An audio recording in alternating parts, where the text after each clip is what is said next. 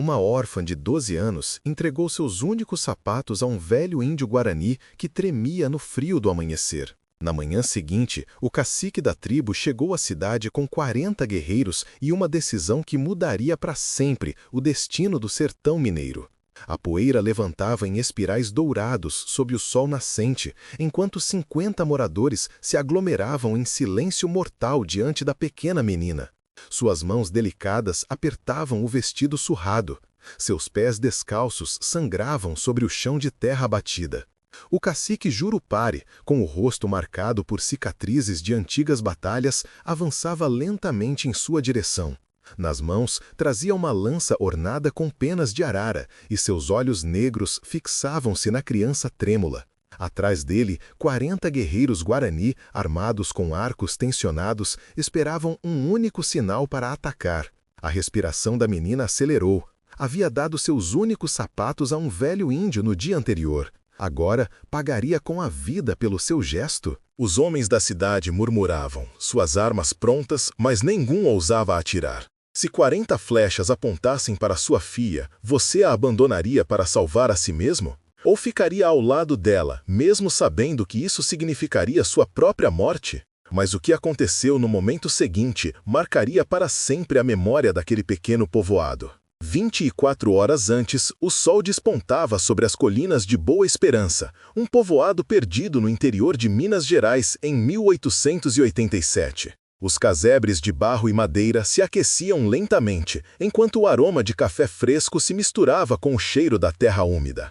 Luzia acordou, como sempre, antes mesmo dos primeiros galos cantarem. Aos 12 anos de idade, a menina já carregava nos olhos castanhos o peso de quem conheceu cedo demais o sofrimento. Órfã desde os 7 anos, quando uma febre levou seus pais em menos de uma semana, Luzia sobrevivia de favor na casa do ferreiro Zé Tobias e sua esposa, Dona Leonor. Em troca de um canto para dormir e um prato de comida, trabalhava do amanhecer ao anoitecer, limpando, lavando, cozinhando. "Menina, o fogão já está aceso?" A voz áspera de Dona Leonor atravessou as paredes de taipa. "Já estou acendendo, Dona Leonor", respondeu Luzia, ajeitando seu único vestido limpo e calçando os sapatos de couro, já muito gastos, presente do falecido pai. Eram o seu maior tesouro. Luzia acendeu o fogão a lenha e colocou a água para ferver. Depois, varreu o terreiro enquanto os primeiros raios de sol despontavam por trás das serras. Às vezes, quando ninguém olhava, conversava com o retrato amarelado dos pais que guardava escondido num saquinho de pano. "Hoje vi um beija-flor verde, pai. O senhor sempre dizia que eles trazem sorte", murmurou para si mesma enquanto enchia o pote d'água na bica. Se histórias como esta tocam seu coração, considere se inscrever no canal para não perder as próximas. No caminho de volta para casa, Luzia passou pela praça central de Boa Esperança. Era dia de feira e os comerciantes já arrumavam suas barracas. O cheiro de rapadura e queijo fresco misturava-se ao burburinho crescente dos moradores que chegavam. Foi então que avistou algo incomum. Sentado à sombra do velho jatobá, um índio idoso tremia, apesar do calor que começava a se formar. Tinha os cabelos brancos e longos, a pele enrugada pelo tempo, os pés descalços e machucados. Os olhos, que fitavam o horizonte, pareciam carregados de histórias antigas. Todos que passavam por ele fingiam não vê-lo. Luzia ouviu alguém comentar: "É um guarani, dos que vivem do outro lado do rio. Provavelmente se perdeu do grupo. Não vai durar muito." A menina sentiu um aperto no coração. Aproximou-se lentamente, enquanto os moradores a observavam com reprovação. "O que faz aqui, velho?" perguntou, ajoelhando-se diante dele. O ancião respondeu em uma língua que Luzia não compreendeu, mas seus olhos falavam de dor e frio. Então, ele apontou para os próprios pés, cortados e inchados. Sem hesitar, Luzia desamarrou os cadarços de seus únicos sapatos. "Tome", disse, colocando-os delicadamente nos pés do velho. "Vai ajudar a proteger seus pés até voltar para casa." O índio olhou para ela com surpresa, depois para os sapatos. Seus lábios se moveram em palavras incompreensíveis, mas Luzia compreendeu o agradecimento. Ele tirou de seu pescoço um pequeno amuleto feito de madeira entalhada, representando um gavião real, e o colocou nas mãos de Luzia. "Não precisa me dar nada", sorriu a menina, mas o velho insistiu, fechando as mãos dela em torno do amuleto. Quando Luzia voltou para casa, Dona Leonor imediatamente notou seus pés descalços e o amuleto indígena. "Você deu seus sapatos para um bugre?" gritou, puxando Luzia pelos cabelos. "Você perdeu o juízo, menina ingrata. Aquela gente é perigosa." "Você não sabe o que pode ter trazido para nossa porta?" Zé Tobias, que ferrava o cavalo de um fazendeiro no terreiro, interveio. "O que houve, mulher? Essa tola deu sapatos para um índio velho e ainda voltou com esse feitiço." Dona Leonor arrancou o amuleto das mãos de Luzia e o jogou no fogo. Luzia assistiu, impotente, enquanto a pequena escultura se transformava em cinzas. Uma lágrima silenciosa desceu pelo seu rosto. "Eles mataram meu irmão há 10 anos", rosnou Zé Tobias. "E você ajuda um deles. Essa noite vai dormir no paiol, sem jantar." A notícia da menina que ajudara um índio correu rapidamente pelo povoado. Alguns moradores mais velhos murmuravam sobre antigas desavenças com os guaranis, sobre fazendas incendiadas e crianças raptadas. Outros lembravam de acordos quebrados, terras roubadas. No armazém, o comerciante português Antônio da Guia comentava: "Essa gente é traiçoeira. Lembram do massacre de Três Pontas? 15 homens mortos porque deram abrigo a um índio ferido." O delegado Inácio, que bebia sua cachaça no balcão, acrescentou: "Devíamos organizar uma patrulha e verificar se eles não estão se aproximando demais do povoado." Apenas o velho professor Estevão, que mantinha uma pequena escola no povoado, defendia Luzia. A menina fez o que qualquer cristão deveria fazer. Deu de beber a quem tinha sede, vestiu o que estava nu. Isso é o que ensinamos ser correto, não é mesmo? Mas suas palavras eram recebidas com desdém. Se o povoado inteiro condenasse sua filha por um ato de bondade, você teria coragem de defendê-la publicamente? Ou silenciaria para proteger sua própria reputação? Naquela noite, deitada sobre a palha úmida do paiol, com os pés doloridos e o estômago vazio, Luzia olhava através de uma fresta para o céu estrelado. Não se arrependia. "A bondade nunca é desperdiçada, filha, mesmo quando parece não dar frutos." O amanhecer trouxe consigo uma tensão palpável. Luzia acordou com gritos e o som de cascos de cavalos. Correu para fora e viu os moradores em pânico, correndo para a praça central. O sino da capela tocava furiosamente. "Eles vieram!" gritou alguém. "Os Guarani estão aqui!" Com o coração acelerado, Luzia seguiu a multidão. Na entrada do povoado, montado em um imponente cavalo negro, estava o cacique Jurupari. O corpo pintado com grafismos vermelhos e negros, o cocar de penas de arara vermelha elevando-se majestosamente sobre sua cabeça. Atrás dele, 40 guerreiros guarani, com arcos, flechas e lanças. O delegado Inácio e alguns homens armados posicionaram-se à frente dos moradores, espingardas em punho. As mulheres escondiam as crianças e os mais velhos murmuravam preces apressadas.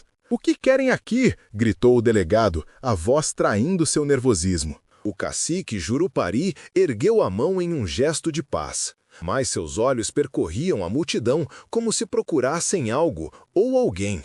"Buscamos aquela que demonstrou bondade ao nosso ancião sagrado", disse em português claro, para a surpresa dos moradores. "Tragam-na até nós." Um silêncio mortal caiu sobre a praça. Todas as cabeças se voltaram para Luzia, que tremia no meio da multidão. Zé Tobias empurrou a menina para frente. "Leve-a, foi ela quem ajudou o velho, nós não temos nada a ver com isso." Dona Leonor acrescentou: "Ela não é nossa filha, é apenas uma órfã que acolhemos por caridade." Luzia avançou com passos hesitantes, os pés descalços deixando pequenas marcas de sangue na terra seca. As cicatrizes dos espinhos do dia anterior ainda estavam abertas. O cacique Jurupari desmontou do cavalo e caminhou em sua direção, a lança ornada com penas em uma das mãos. Os guerreiros atrás dele tensionaram seus arcos, prontos para atirar ao menor sinal. O vento parecia ter parado de soprar. Os pássaros silenciaram seus cantos. Até as folhas das árvores pareciam imóveis, como se o próprio tempo tivesse sido suspenso naquele momento. Se você estivesse cercado por guerreiros prontos para atacar, imploraria por misericórdia ou manteria a cabeça erguida, aceitando as consequências de seus atos? E naquele silêncio carregado, até mesmo a respiração dos moradores parecia ecoar como trovão. O cacique Jurupari parou a poucos passos de Luzia. Seus olhos negros e profundos estudavam cada detalhe daquela menina franzina que, apesar do medo evidente, permanecia de pé encarando-o. Você, disse ele, sua voz grave e clara, deu seus únicos sapatos ao nosso pajé Caraí, mesmo sabendo que ficaria com os pés feridos. Luzia engoliu em seco. Ele precisava mais do que eu, senhor. Um murmúrio percorreu a multidão. Algumas espingardas foram engatilhadas nervosamente. O cacique ergueu a mão e o silêncio retornou. O homem que você ajudou não era um simples ancião. Era Carai, nosso pajé sagrado, guardião das memórias antigas. Ele havia partido sozinho em uma jornada de visões, como fazem os pajés a cada 50 invernos. O velho professor Estevão deu um passo à frente, mesmo sobre os protestos sussurrados dos outros moradores. Cacique, a menina não sabia disso, ela apenas ajudou alguém em necessidade. É precisamente por isso que estamos aqui, respondeu Jurupari. Porque ela ajudou sem saber quem ele era. Quando todos viraram as costas, quando todos fingiam não ver, ela enxergou a dor de um ser humano. O cacique fez um gesto, e 2 de seus guerreiros trouxeram para a frente um homem idoso. Era o mesmo ancião que Luzia havia encontrado no dia anterior, agora vestido com cocares e pinturas cerimoniais. Nos pés, ainda usava os sapatos gastos de Luzia. O velho pajé Carai se aproximou, tocou a testa de Luzia com os dedos enrugados e falou algumas palavras em sua língua nativa. O que ele disse? Perguntou Luzia. O cacique Jurupari traduziu. Ele diz que em seus 100 anos de vida, raramente viu tanta luz em um coração tão jovem, e que você merece um nome novo. Luzia não compreendia totalmente o significado daquilo. Entre os Guarani, receber um novo nome era uma das maiores honras possíveis, geralmente reservada apenas para os mais valorosos guerreiros ou para as grandes matriarcas da tribo. O pajé Caraí retirou de sua bolsa de couro o pequeno amuleto do gavião real, o mesmo que havia dado a Luzia e que Dona Leonor havia queimado. Contudo, este parecia intacto, como se nunca tivesse sido destruído. Os moradores olhavam estupefatos. Dona Leonor deixou escapar um grito abafado. Como é possível? Murmurou Luzia. Eu o vi queimar. O pajé sorriu, seus olhos antigos brilhando com uma sabedoria que transcendia palavras. Colocou o amuleto no pescoço de Luzia e começou a cantar suavemente, em um ritual que parecia tão antigo quanto as próprias montanhas que cercavam o povoado. O cacique Jurupari se ajoelhou diante da menina, um gesto que fez os moradores ofegarem de surpresa. A partir de hoje, para o povo Guarani, você será conhecida como Jaciporã, Lua Bela, aquela que traz luz nas noites escuras. Se você estivesse preso dentro das paredes da desconfiança, entregaria seu coração à compreensão ou continuaria alimentando o medo do desconhecido? O delegado Inácio avançou, ainda segurando firmemente sua arma. Isso tudo é muito bonito, cacique, mas por que trazer 40 guerreiros armados apenas para dar um nome a uma menina órfã? O olhar de Jurupari endureceu. Porque conhecemos bem os corações dos homens brancos, porque sabemos que aquela que demonstrou bondade foi castigada por seu próprio povo. Apontou para os pés feridos de Luzia. Porque viemos não apenas para honrá-la, mas também para alertar. Um guerreiro guarani trouxe um grande embrulho de folhas e o entregou ao cacique. Jurupari o desdobrou revelando um mapa detalhado da região, desenhado em couro de veado com pigmentos naturais. Este é o mapa da verdade, disse o cacique. Mostra as fronteiras originais entre nossas terras e as suas, estabelecidas no acordo com o Império há 70 anos. Acordo que foi quebrado pelos fazendeiros que avançam cada vez mais sobre nossas florestas. O professor Estevão examinou o mapa com interesse. Este documento parece legítimo, tem até o selo imperial. O delegado Inácio bufou com desdém. E o que isso tem a ver com a menina? Tudo, respondeu Jurupari, porque hoje renovamos o acordo de paz. E a menina Jaciporã será a testemunha e guardiã deste acordo entre nossos povos. Luzia, agora também Jaciporã, olhou confusa para o cacique. Um coração capaz de enxergar além das diferenças é raro, explicou Jurupari. Nosso pajé viu em seus sonhos que seria uma criança que salvaria nossos povos da guerra. Não um guerreiro, não um líder, mas alguém com a pureza para ver o que os outros não veem. Ele estendeu a mão para Luzia. Venha conosco, Jaciporã. Aprenda nossos costumes, nossa língua, nossas histórias. E quando estiver pronta, retorne para ser a ponte entre nossos mundos. Um clamor de protesto surgiu entre os moradores. Alguns por medo do que os Guarani poderiam fazer com a menina, outros por preocupação genuína. Vocês querem levá-la? Questionou o professor Estevão. Ela é apenas uma criança. Levem-na! Gritou Dona Leonor. Uma boca a menos para alimentar. Luzia olhou para os rostos à sua volta. Os mesmos que sempre a haviam tratado como um fardo. Os mesmos que a culparam por seu gesto de bondade. Depois, olhou para os guerreiros Guarani, para o velho pajé com seus sapatos gastos, para o cacique que se ajoelhara diante dela. E se eu não quiser ir? Perguntou com uma coragem que desconhecia possuir. O cacique Jurupari sorriu. Então, respeitaremos sua escolha. Mas saiba que, a partir de hoje, você tem um lugar entre nós, se assim desejar. Nesse momento, o pajé Caraí se aproximou novamente. Tirou os sapatos de Luzia e os colocou de volta nos pés da menina. Depois, de um embrulho de folhas, retirou um novo par de mocassins indígenas, lindamente trabalhados com contas coloridas e peles macias. Ele diz, traduziu o cacique, que você andou descalça para que ele pudesse caminhar protegido. Agora, ambos terão seus pés amparados para as jornadas que virão. A bondade pode me custar sapatos, pensou Luzia. Mas a crueldade já teria me roubado a alma. Os guerreiros Guarani baixaram seus arcos. O pajé Caraí começou um canto suave, uma melodia ancestral que falava de pontes entre mundos diferentes.